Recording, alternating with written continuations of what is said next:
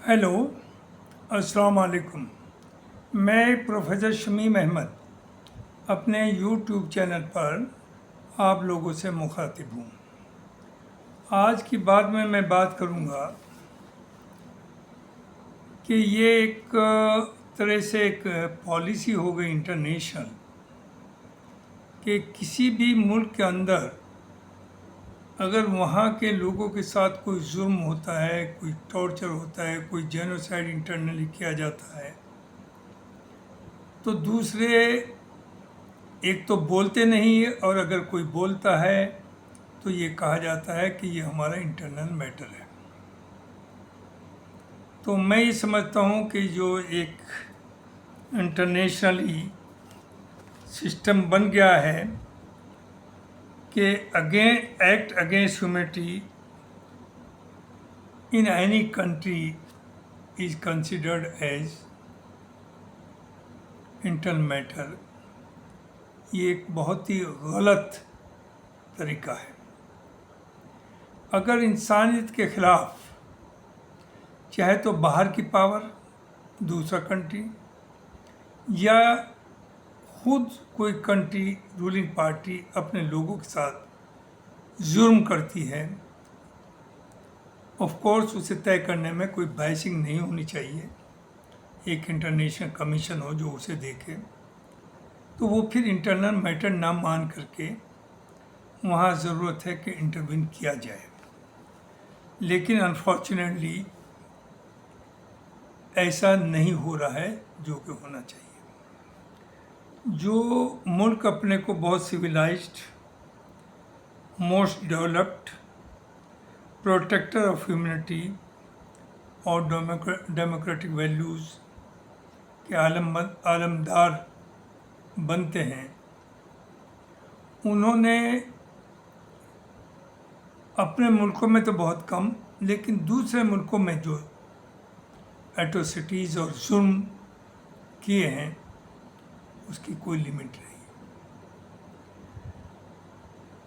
इसमें America, western countries कहिए, और यूरोपियन, ये लोग एक साथ रहे पूरी दुनिया में मैसेकर और तबाही लाने के लिए, जो कि अपने को कहते हैं कि वो इंसानियत के प्रोटेक्टर हैं, डेमोक्रेटिक वैल्यूज़ में यकीन करते हैं, जो कि एक बहुत बड़ा झूठ है। और बदकिस्मती से जो दूसरा थर्ड वर्ल्ड कंट्री है, उन्होंने चुप्पी साध ली, या तो डर की वजह से या लालच की वजह से। आप शुरू करिए वियतनाम से, जो रिसेंट है, उससे पहले भी बहुत हुई। वियतनाम को 20 साल तक, 22 साल तक अमेरिकन से तबाह कर दिया, लाखों आदमी मार दिए। कोई बाहर का कंट्री उसमें इन्वॉल्व नहीं हुआ डायरेक्टली, जबकि रूस को या चाइना तो उस वक्त इतना ताकतवर नहीं था, इंटरवीन करना चाहिए था। थर्ड वर्ल्ड कंट्री जो चारों तरफ है, कंबोडिया, अदर्स, उन्हें करना चाहिए था। लेकिन वो चीज़ दूसरी है कि बेइज्जत होकर वहाँ से भागे, लेकिन मुल्क को तबाह कर दिया। कंबोडिया में यही किया, लाखों आदमी मारे, पूरा इंफ्रास्ट्रक्चर ख़त्म कर दिया और वहाँ से भागे। जापान, वो कंट्री जो दुनिया का सबसे डेवलप कंट्रीज था और बहादुर कंट्री, वहाँ एटम बम का जो पहला इस्तेमाल हुआ इंसानियत के ख़िलाफ़, वो जापान में हुआ। वहाँ लाखों आदमी मारे और आज तक उसका असर है। उसके बाद जो रिसेंट मामला थे वो इराक़ का है। इराक़ में more than 40 countries, America supported by all NATO countries and other European countries ने मिल करके बम्बार्डमेंट, एक वर्ड यूज किया था, कारपेट बम्बार्डमेंट, यानी हज़ारों बम एक जगह पड़ते थे और लाखों आदमी को तबाह कर दिया, इंफ्रास्ट्रक्चर ख़त्म कर दिया। किस लिए? कि एक डिक्टेटर को ख़त्म करके हम डेमोक्रेसी लाएंगे, डेवलपमेंट लाएंगे, और उसे तबाह कर दिया। आज उसे 25 साल हो गए बुरे से बुरे हाल में। बस मामला क्या था कि वहाँ के तेल और गैस पर कब्ज़ा करना, और उसे बेच रहा है अमेरिका, और मुश्किल से 10% उन्हें उसकी रॉयल्टी देता है। उसके बाद आप अफ़गानिस्तान में, अफ़गानिस्तान में लाखों आदमी मरा, इंफ्रास्ट्रक्चर तबाह किया। 20 साल वो अलग है कि बेइज्जत होकर वहाँ से निकले, सब कुछ छोड़ के भागे, लेकिन मुल्क को तो तबाह कर दिया। लीबिया को उसी तरह से किया। लीबिया की जितनी भी ऑयल गैस थी उस पर आपने कब्जा कर रखा है, पूरा यूरोप जा रहा है।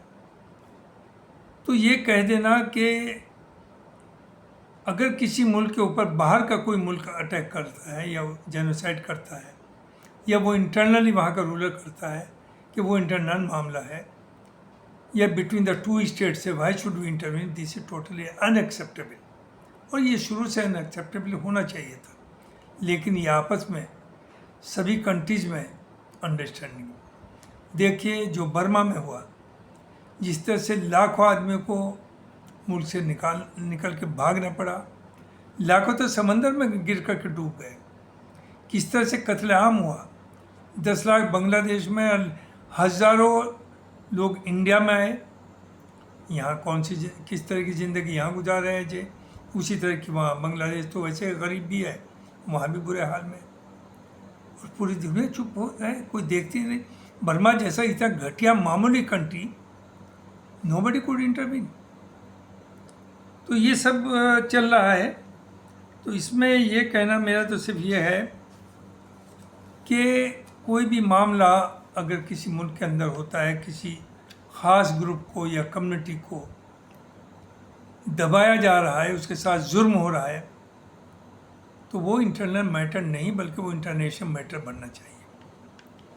और रिसेंटली देख लीजिए कि इजराइल ने गाज़ा में ऑफिशियली तो अराउंड 1 लाख, बट अनऑफिशियली जो कहा जा रहा है कि मोर देन 3-4 लाख लोगों को मारा है। वहाँ की एजुकेशन इंस्टीट्यूट्स इंक्लूडिंग यूनिवर्सिटीज़ सबको बर्बाद कर दिया। जो प्लेसेस ऑफ वर्शिप थी, चाहे वो चर्च हो चाहे मस्जिद हो, उन्हें सबको तबाह कर दिया। हॉस्पिटल्स को तबाह कर दिया, रहने के बिल्डिंग्स को तबाह कर दिया, रोड्स ख़त्म कर दी, ब्रिजेज ख़त्म कर दिए, खंडहर बना दिया। और पूरी दुनिया देखती रही। ख़ास तौर से वो अरब वर्ल्ड जिनके बॉर्डर्स मिलते हैं, जो कहते हैं कि हम अल्लाह पे यकीन करते हैं, कुरान पे यकीन करते हैं, प्रॉफिट पे यकीन करते हैं, वहदत पे यकीन करते हैं। कोई भी दीन क्या सिखाता है? इंसानियत, जुल्म के ख़िलाफ़ बोलना और खड़े होना, ज़रूरत हो तो फोर्स इस्तेमाल करना, जालिम को साथ लड़ना और विक्टिम को सपोर्ट, विक्टिम के साथ खड़ी हुई है। क्या ये किया किसी अरब कंट्रीज़ ने? 2-2.5 साल तो बुरी तरह मैसेकर चला और वो अभी भी कंटिन्यू कर रहा है। वही अब लेबनान के ऊपर हो रहा है कि they are repeating Gaza in Lebanon. Lebanon को भी वही करना चाहते हैं जो गाज़ा में किया, लेकिन गाज़ा में तो कोई ये it was not a war between the to countries. Gaza तो कोई कंट्री नहीं है या फ़लस्तीन कोई कंट्री नहीं है, वहाँ तो निहत्ते लोगों को मारा। But Lebanon is a country. और अनफॉर्चुनेटली लेबनान में जो गवर्नमेंट है, क्रिश्चियन एंड सुन्नी मुस्लिम्स, वो इस मैसेकर के ऊपर कुछ बोल ही नहीं रहे जो वहाँ लेबनान में हिजबुल्लाह के लोगों का हो रहा है, उनके नाम पर आम जनता का हो रहा है, वो नहीं बोल रहे। वो सिर्फ कह रहे हैं हिजबुल्लाह जो है वो आर्म्स डाल दे। अरे हिजबुल्लाह ने तो आपके मुल्क को बचा रखा है। सीरिया में क्या हुआ है? आर्म डाला तो कब्जा हो गया अमेरिका का और इजराइल का, वही आपके यहाँ होगा। तो ये कह देना कि इंटरनल मैटर है, nothing is internal, nothing between two countries. मैं ये समझता हूँ कि यूएन तो डिफंक्ट हो चुकी, यूनाइटेड नेशंस का कोई काम नहीं सिवाय इसके कि जो वेस्टर्न कंट्रीज़ का जो प्रेशर होता है, जो वो चाहते हैं वो वहाँ से पास हो जाता है, बाकी वहाँ कुछ नहीं कर पा रही। यूएन की जिम्मेदारी है कि दुनिया में ऑर्डर मेंटेन रहे, लेकिन वो ऐसा नहीं हो रहा है। सिर्फ और सिर्फ मैं हालांकि इसके ऊपर अलग वीडियो बना चुका, मैं डिटेल में जाऊँगा। अगर दुनिया में कोई है तो वो ईरान है, जो जुर्म के खिलाफ जिसने बोलना सीखा। 57 मुस्लिम मुल्क हैं जिनमें सिर्फ एक मुस्लिम कंट्री ईरान है जो इंसानियत के लिए लड़ा, अपनी जान खतरे में डाली। आप शिया और सुन्नी करते हैं। कौन है गाज़ा में? गाज़ा में तो सब सुन्नी है। हिजबुल्लाह कौन है? शिया है।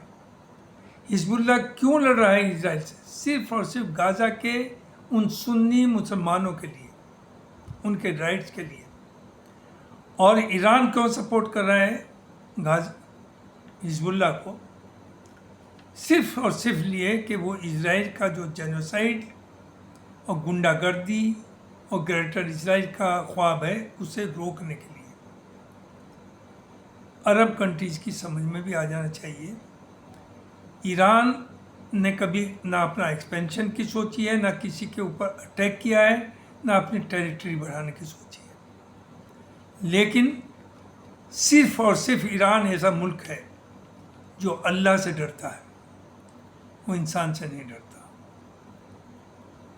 वो अमेरिका से नहीं डरता।